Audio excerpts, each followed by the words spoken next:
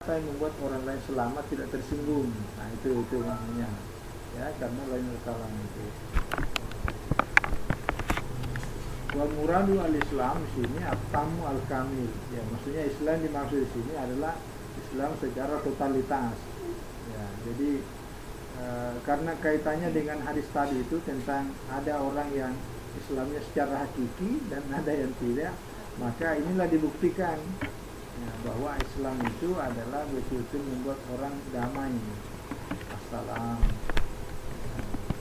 Dan itu berlakunya bukan saja kepada sesama kita, maksudnya kepada yang kita kenal kan sesama kita orang Islam, juga kepada malam ta'arif yang kita belum kenal.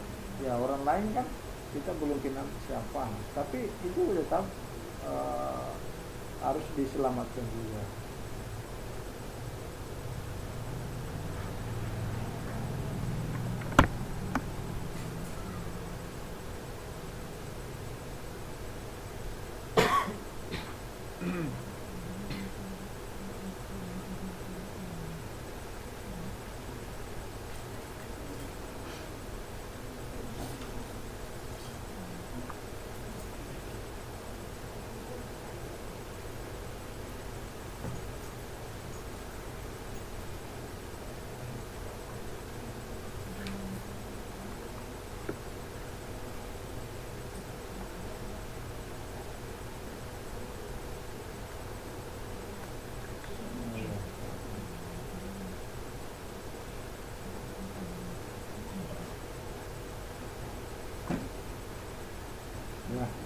Ada penjelasan di sini lagi.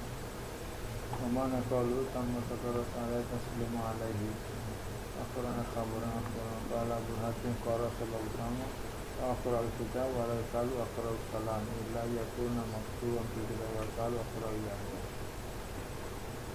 Ya, kebanyakan makna salam ini ya assalamualaikum ya.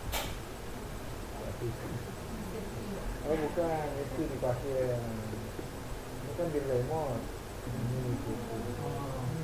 Bukan remote. Oke, ya lanjut. Siapa lagi yang punya hiburan? Ayu. Nah lanjut. Oke.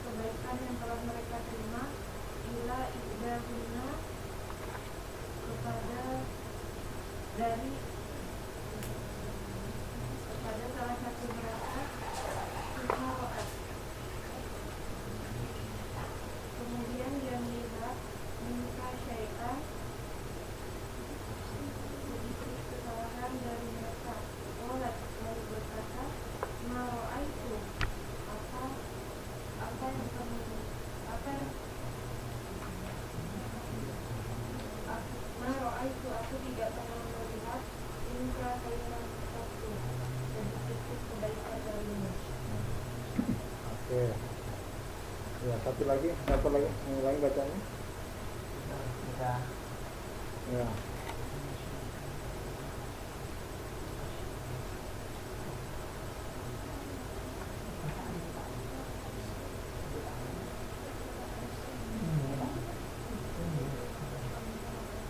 Ya, kata ulangi.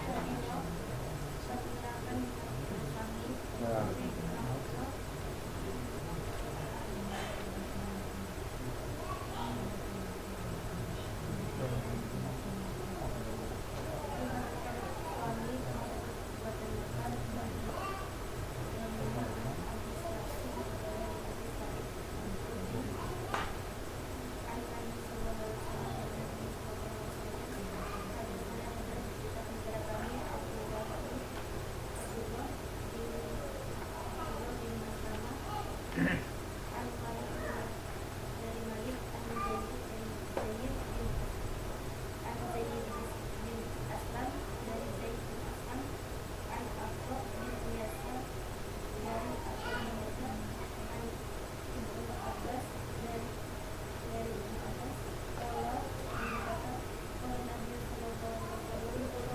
Allahumma sholli wa sallim wa barik.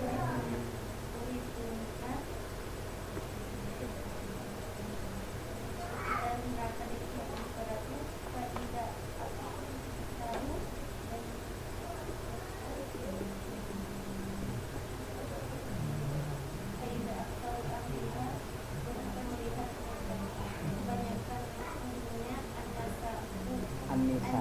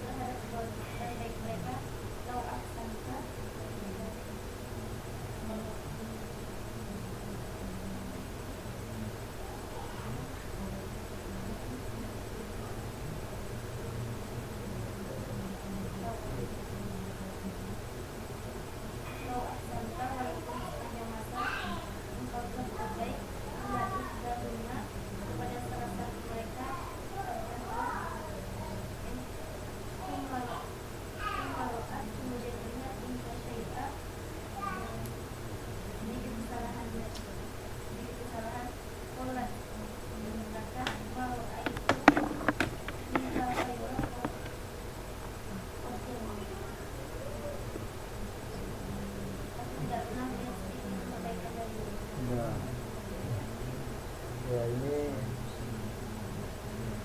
coba lihat, ada di bawah itu dalam kurung itu ada al-hadis 29 atrafu fi. Nah, itu berapa itu? Pertama, di situ diulangi pada hadis nomor 431. Yang kedua pada nomor 748. Yang ketiga 1052.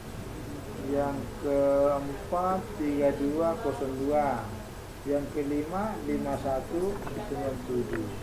Berarti hadis ini seperti ini ya, itu berulang sampai 5 kali. Nah, makanya jangan heran ketika Sahih Bukhari ini sebenarnya kalau dihitung jumlah total hadisnya itu kan sekitar 9.800 dalam hitungan Fathul Bari ya, Ibnu Hajar Asqalani. Yang lainnya kan itu hanya 7.422 itu. Nah, itu kenapa sampai 7.000 bahkan 9.000? Karena banyaknya berulang. Ya, kalau yang dihitung yang tidak berulang, itu pun juga beragam pandangan para ulama. Ada menunjukkan hanya 4.000, bahkan ada mengatakan cuma 2.000. Tapi kayaknya kan banyaknya berulang. Nah, maka inilah bagusnya kalau beli kitab yang sudah ditahqiq, karena sudah ada keterangan. Kan ada cetakan kakinya tuh ya. Nah, coba lihat cetakan kakinya di bawah. Kan judulnya dibaca tadi itu babu apa itu? Kufrani al-ashir wa kufrin duna kufrin. Nah, itu ada catatan kaki nomor footnote nomor 1. Jadi, ya, ini bab menjelaskan tentang apa teh kufron, al-ma'asi. Nah, itu ada ya nomor 1 itu. Qala al-Qadi Abu Bakar bin al-Arabi fi syarhihi, ya, muradu al-Bukhari ayyubayyina anna ta'at, ya, kama tusamma imanan. Jadi Bukhari, yang dimaksudkan oleh Bukhari dalam penjelasannya, yang namanya ketaatan itulah iman. Ya, jadi ketaatan itu identik dengan iman. Wa kadzalikal ma'asi tusamma kufran. Ya, demikian juga kemaksiatan itu identik dengan kekufuran. Jadi kalau menyebutkan istilah kufur, yang dimaksud itu durhaka. Ya. Jadi kalau menyebutkan iman, itu yang dimaksud adalah ketaatan. Itulah bahasa Al-Bukhari. Nah, jadi wal kufru yuqabilu al-iman. Jadi jadi begitu disebutkan kekufuran, ya berhadapan dengan iman. Ya, berhadapan dengan iman. Diperlawankanlah. Kalau tidak beriman, kufur. Kalau kufur, tidak beriman. Nah, itu maksudnya. Wa kama anna betul sya'bal iman tablugu al-asyarat. Jadi cabang-cabang keimanan itu ya sampai kepada al-asyarat. Itu banyak sekali ya. Fakadzalika sya'bul kufri tablugu asyarat. Begitu juga cabang-cabang kekafiran melebihi banyak. Itu kita maknai banyak itu. Jadi cabang-cabangnya banyak. Itu al-ashir, coba itu ya. Nomor 2 itu al-ashir al-zawj. Al-zawj suami. Ya, suami. Itu ya. Jadi ini bagusnya kalau ada footnote, ya, catatan kaki. Jadi bab ini menjelaskan tentang kedurhakaan kepada suami. Kalau durhaka pada suami berarti yang durhaka istri. Ya. Ya. Ini disebutkan karena memang dulu pada zaman Nabi biasa terjadi seperti itu. Tapi bukan berarti tidak ada suami yang durhaka kepada istri. Ya. Itu bisa saja. Ya, cuma memang faktanya itu muncul. Wa kufran duna kufren. Ya, jadi kekafiran ini bukan berarti kekafiran dalam pengertian, tapi itu kemaksiatan tadi. Nanti disebutkan dalam hadis dari Abi Sa'id Al-Khudri Nabi sallallahu alaihi wasallam. Ya, ini hadis bersumber dari Ibnu Abbas. Ya, kita langsung ambil riwayat terakhir itu. Riwayat awalnya Ibnu Abbas. Dia mengatakan qala Nabi sallallahu alaihi wasallam, uritu an-nara, diperlihatkan kepadaku ya neraka. Faidan aksar ahliha an-nisa'u yakfurna. Ternyata ya penghuninya itu ahliha, penghuninya itu aksar yang paling banyak an-nisa, perempuan yakfurna. Nah, itu perempuan yang yakfurna tadi itu yang durhaka. Nanti dalam riwayat lain itu ini kan satu riwayatnya. Makanya nanti karena ini kan kita membahas ini namanya hadis tahlili ya. Ini namanya hadis tahlili karena kita membahasnya berurut. Tapi kalau hadis tematik itu mengumpulkan. Nanti kelihatan dalam riwayat lain itu ketika Nabi diperlihatkan neraka bukan cuma perempuan banyak dilihat. Selain perempuan apa lagi? Yang pernah baca hadisnya? Apa selain perempuan banyak dilihat? Kan dua diperlihatkan surga. Kalau surga yang paling banyak dilihat apa? Laki-laki. Hah? Yang banyak dilihat itu orang-orang miskin. Ya. Kebalikannya orang miskin apa? Kaya. Karena itu harta yang paling banyak diperoleh itu melalui jalan haram. Nah, itulah yang kemudian. Tapi kalau orang kaya yang tidak cara memperoleh hartanya dengan cara yang bagus, itu di surga. Nah, ini penggambaran ya, penggambaran. Tapi itu di hadis lain, di hadis lain. Nah, jadi di sini disebutkan yang paling banyak ketika saya diperlihatkan neraka, maka ternyata aksar lahliha, ya, saya melihat penghuninya itu yang paling banyak adalah perempuan yang durhaka.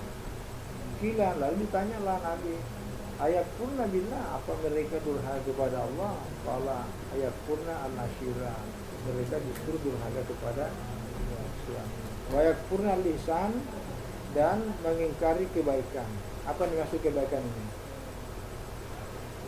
Kebaikan ini salah satu makna itu kebaikan suami. Kebaikan suami.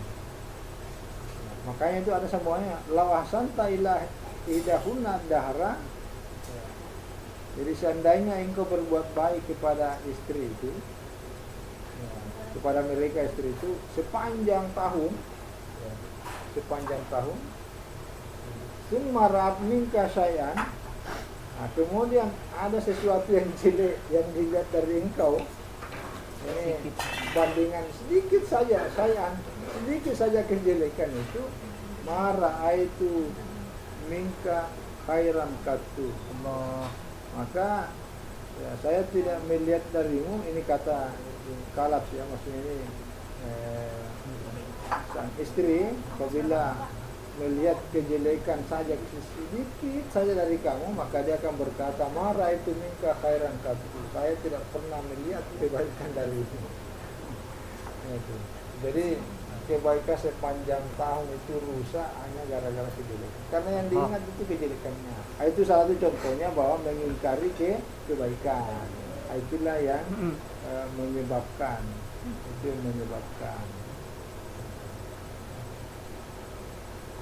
Kalau dihubungkan ini yang atrap tadi itu ada 5 hadis-hadis yang nanti itu muncul di nomor yang itu disebutkan situ, bukan berarti redaksinya sama ya, bukan. Nah, nanti bisa dicek kalau sempat. Itu redaksinya berbeda, tapi makna sesungguhnya sama. Ya, ini namanya hadis tematik. Ya.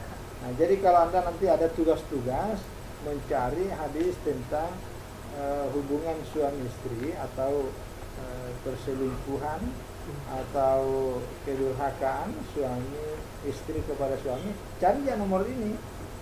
Nanti dihubungkan itu, lalu Anda mengambil kesimpulan. Apa kesimpulannya nanti akan terlihat bahwa selain ini adalah Nabi mengucapkan hadis ini ketika beliau berangkat pergi sholat Id. Ya, beliau berangkat pergi sholat Id. Nah, di pinggir jalan, ya dia itu sambilan. Ya.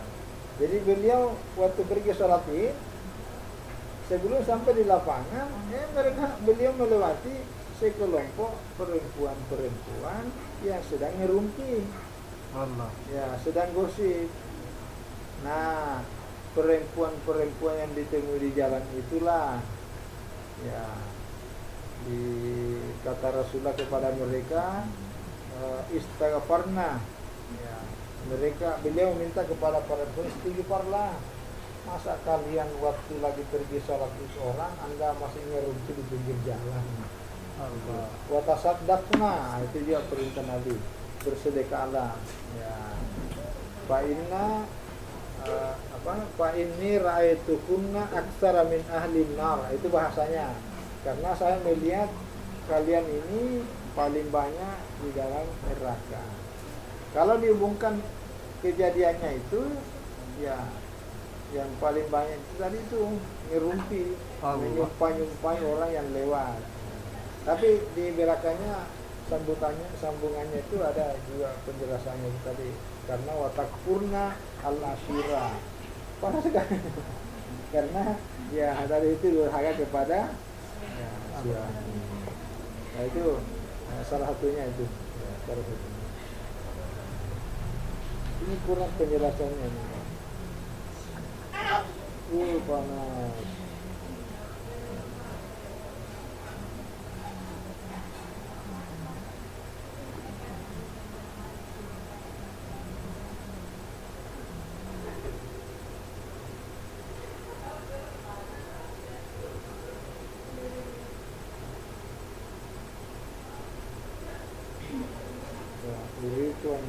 anda sebenarnya wow harus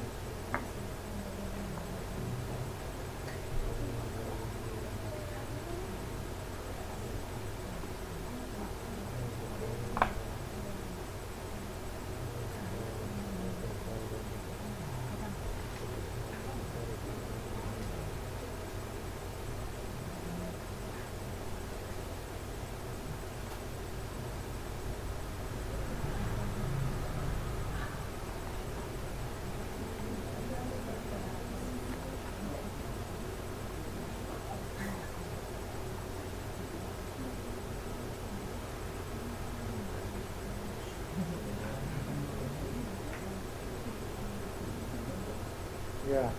Jadi hubungannya di sini dengan judul besarnya ini ya tadi itu ketaatan, karena ketaatan itulah keimanan, jadi masih terkait dengan tadi itu. Apalagi judulnya tentang ya kekufuran surat kedurhakaan istri kepada sang suami. Oke.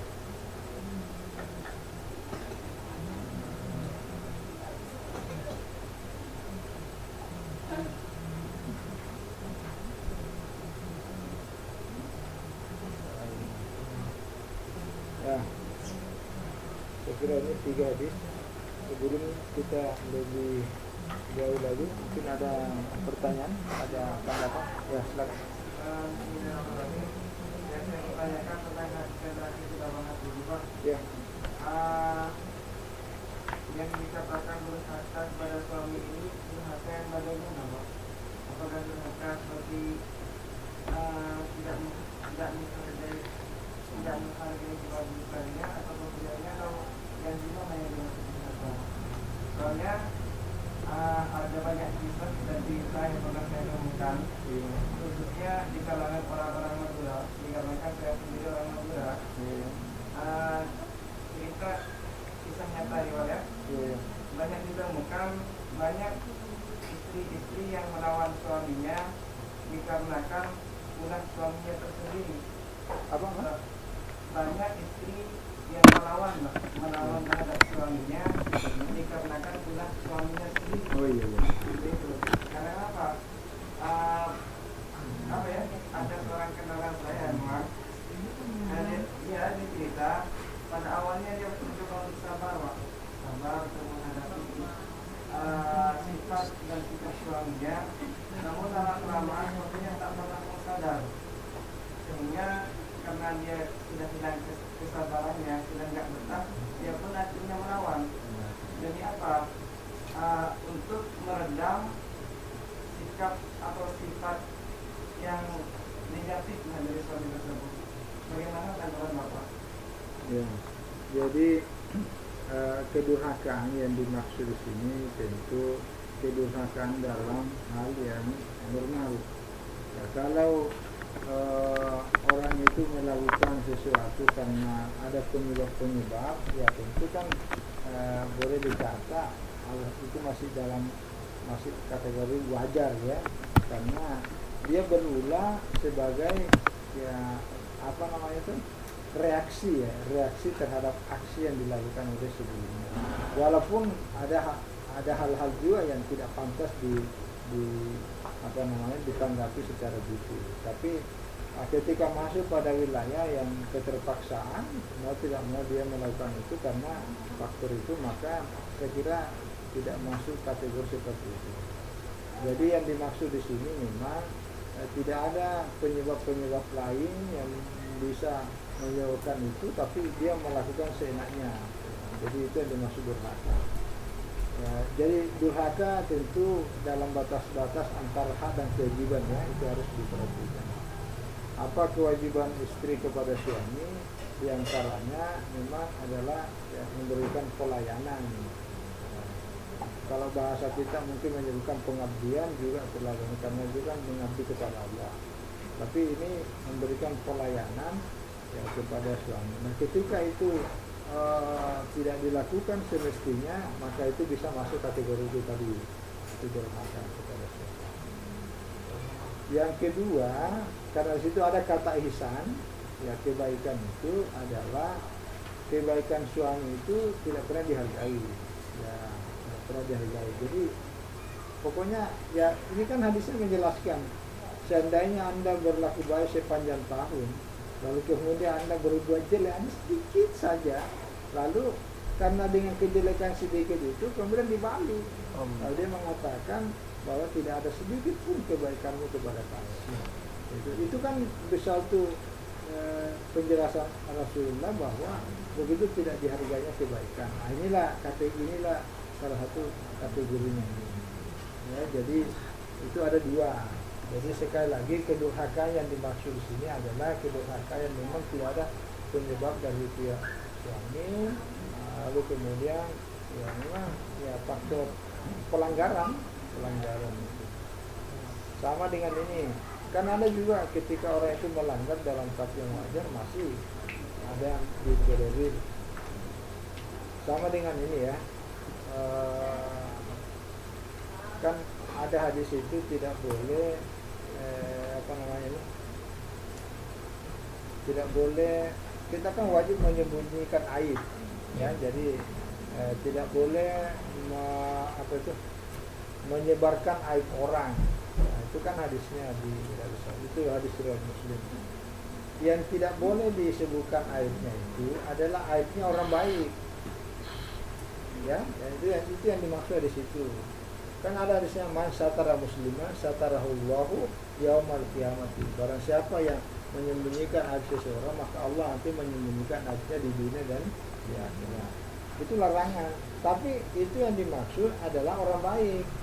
Tapi kalau orang jelek, orang jahat, itu aibnya boleh disebarkan. Itu boleh. Termasuk boleh digibah. Kenapa boleh disebarkan aibnya orang jahat? Supaya dengan disebarluaskan aibnya itu dia sadar, dia malu. Kan ada orang malu. Kalau disebarkan, aduh, saya dikira tidak baik, saya digosipin, di mana-mana saya disebutkan. Akhirnya karena disebarkan, dia malu. Akhirnya ya dia kurangi kejahatannya, bahkan berhenti dari berbuat jahat. Itu, jadi ada hal-hal tertentu memang yang dilarang tetapi terbatas kepada orang-orang yang baik. Tapi kalau kenapa kita menyebarkan aib dan bergibah? Karena ulahnya sendiri. Karena dia berbuat jahat. Itu penjelasannya dalam syarah. Jadi tidak berlaku umum. Nah, seperti itu. Jadi saya kira kalau ada kasus seperti itu bertimbang balik. Karena ya bagian dari tanggung jawab juga suami itu supaya dia tidak melakukan kesalahan. Ya, saya kira itu ya. Ada yang lain berkomentar? Silakan.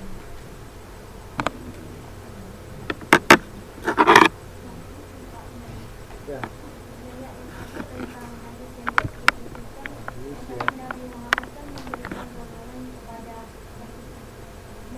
Memberikan kepada golongan, untuk kepada orang lain, mungkin Pak memberikan apa?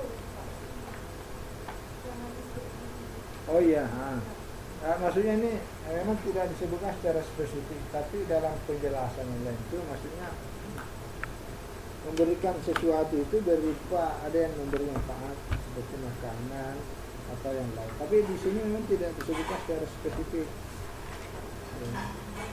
Hanya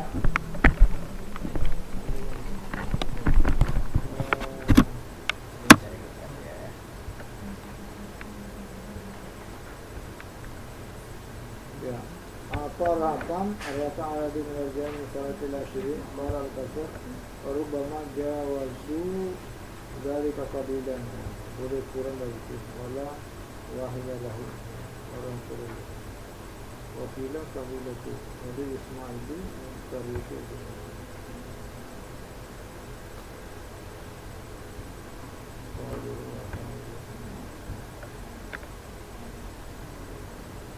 apa atau ada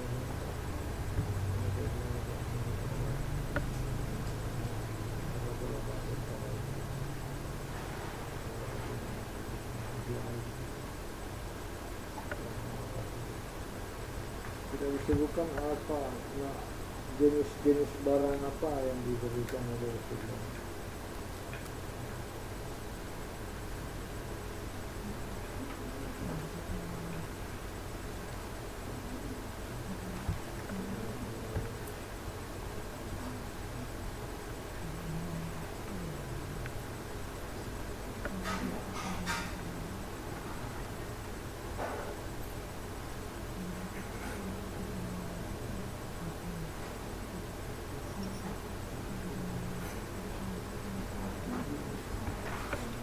Tidak disebutkan secara spesifik ini apa jenis pemberian Nabi kepada mereka.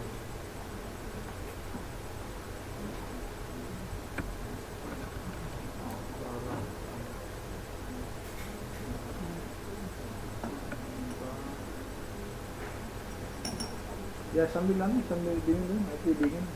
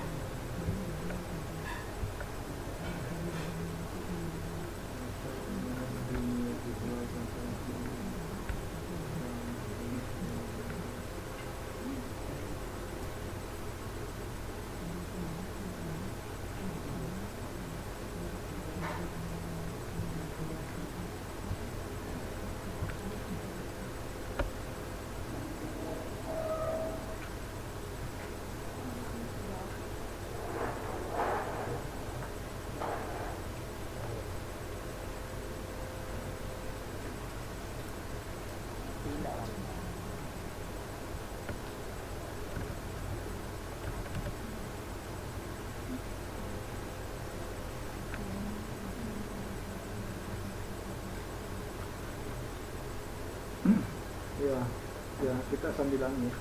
Jadi dalam hadis ini tidak, di dalam penjelasannya pun juga tidak disebutkan secara spesifik apa nama barang dan jenisnya yang diberikan oleh Rasulullah kepada beberapa orang ini, lalu yang lain tidak diberikan sekali. Hanya di sini dikatakan apa syai'an minad dunya, berupa sesuatu dari masalah dunia. Mana malu? Mana tadi malu? Ada suara apa? Ada suara kedengar, tidak nampak gambarnya. Nah, jadi hanya berupa sesuatu dari masalah dunia.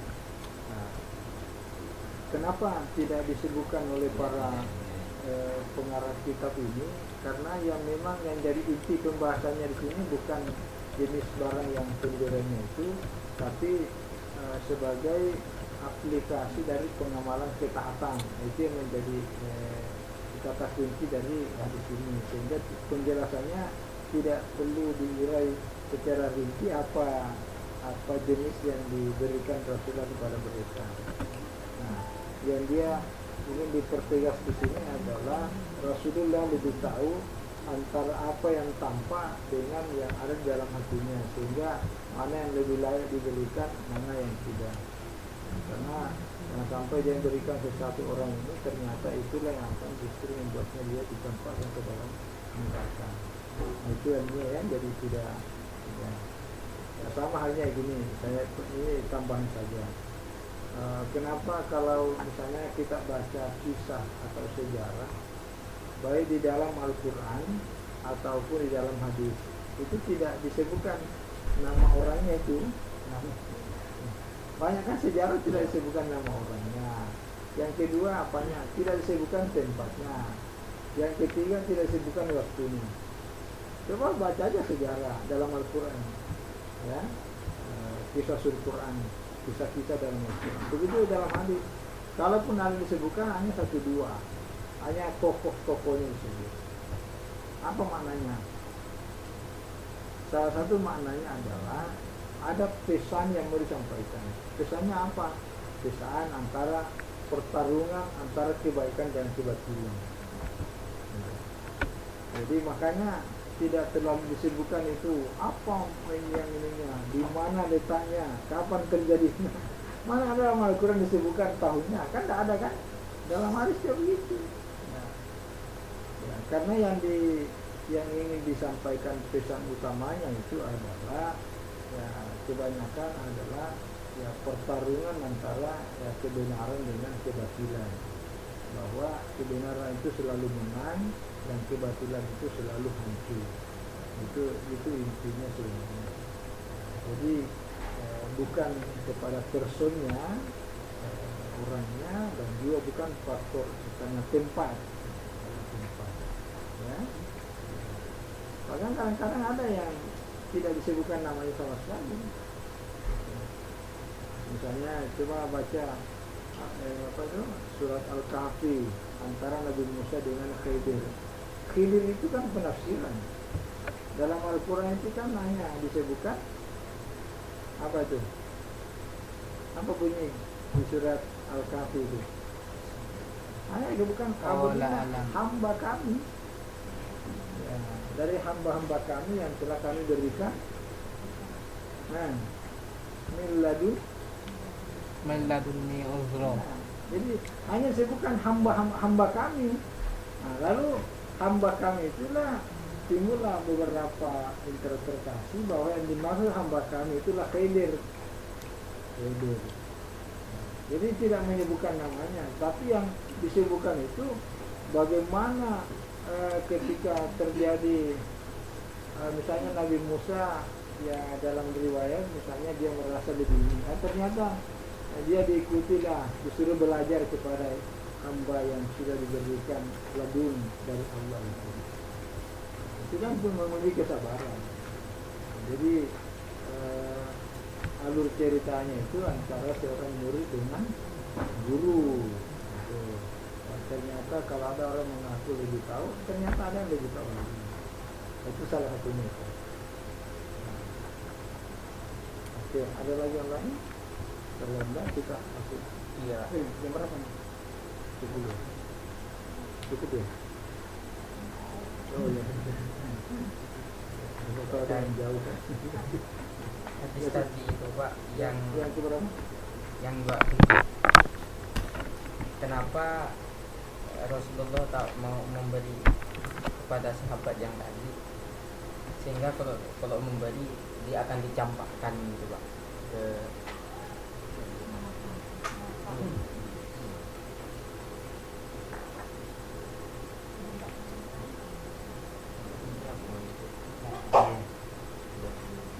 ayatnya ya. Jadi ya saat ini la u'tir rajula,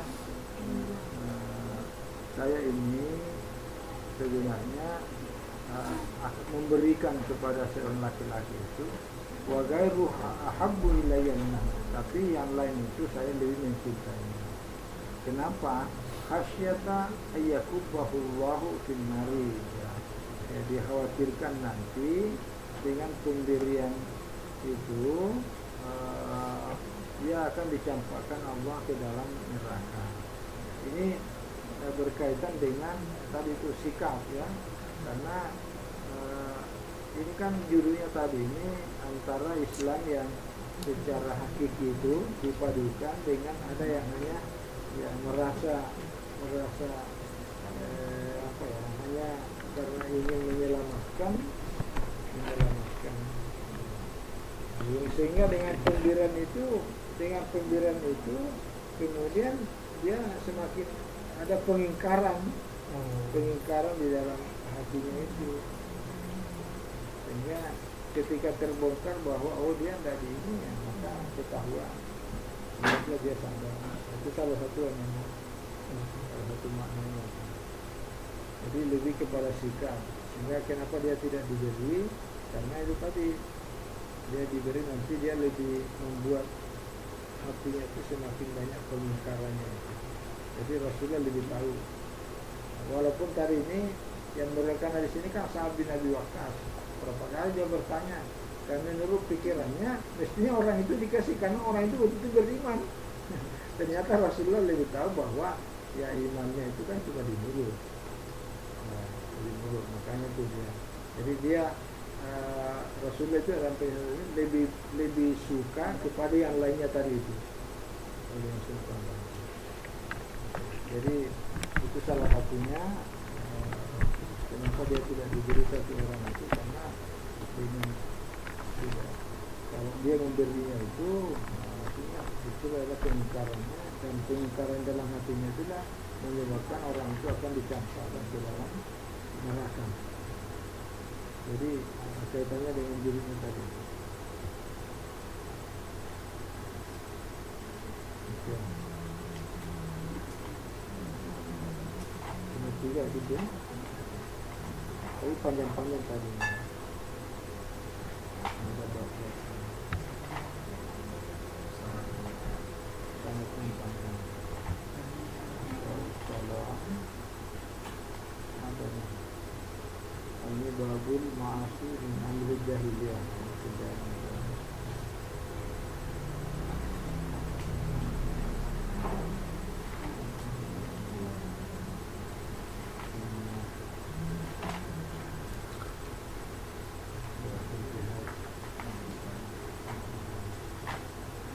Oke, kita sampai sini ya.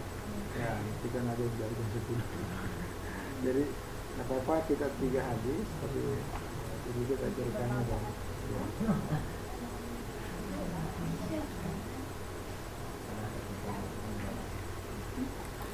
Nanti ada sini yang tapi ada terjemahnya di terbatas ya. Yang nanti ada usahakan nanti hadis-hadis yang kita sudah itu Anda berikan komentar, Anda berikan pendapat. Nanti kita kumpul nanti berikan catatan. Satu hadis ada keterangan penjelasan 5 baris, 10 baris, kita kumpul, itu ya banyak. Nanti kita kasih yang lebih penjelasan. Ya, pokoknya kasih aja catatan-catatan. Nanti kita edit sama-sama. Bayangkan kalau udah serat ini kan udah berapa hadis tadi? Udah 20 kan? 28 hadis. 100 hadis kita kumpulkan udah tebal itu kalau kita kasih terjemahan. Ya, jadi ada kenang-kenangan. Jadi nanti kalau udah sarjana selesai di IAIN, nah itu ada kumpulan bawa pulang masing-masing. Nah inilah kenang-kenangan saya di rumahnya Pak Wahyudi. Saya pengalaman ya. Jadi tapi ini lain. Jadi saya selama di Jakarta itu kenal namanya Pak Nasaruddin Umar. Ya Pak. Ya, kemarin kan wakil menteri agama. Tapi sekarang tetangganya beliau menjabat sebagai rektor perguruan tinggi ilmu Al-Quran PTIQ. Yang kedua beliau tetap sebagai guru besar dalam ilmu Al-Quran dan tafsir di Universitas Universitas Jakarta. Nah kami dulu selama di Jakarta setiap malam Jumat itu kami kumpul di rumahnya. Setiap malam Jumat itu udah tradisi karena memang di tradisi itu juga banyak berkembang di Sulawesi. Apa yang kami lakukan di rumahnya setiap malam Jumat adalah menamatkan Al-Quran. Jadi setiap malam Jumat beliau ada di tempat atau dia keluar negeri atau kemana saja ya, karena ada satu koordinator sama-sama kita mahasiswa ya, ada Al-Quran yang mana itu yang apa mujazah itu yang satu juz. Nah, jadi kalau kami datang mahasiswa 30 orang di rumah Pak Nasaruddin Umar itu di Ciputat, nah, ketika beliau jadi dirjen sama menteri pindah ke Sulanda, ya kami setiap malam Jumat kami kumpul itu. Jadi setiap malam Jumat tamat Al-Quran 30 juz di rumah Pak Nasaruddin Umar itu. Dan itu tradisinya itu dan saya kira sampai hari ini dilanjutkan setahu saya. Ternyata itu berkahnya bagus.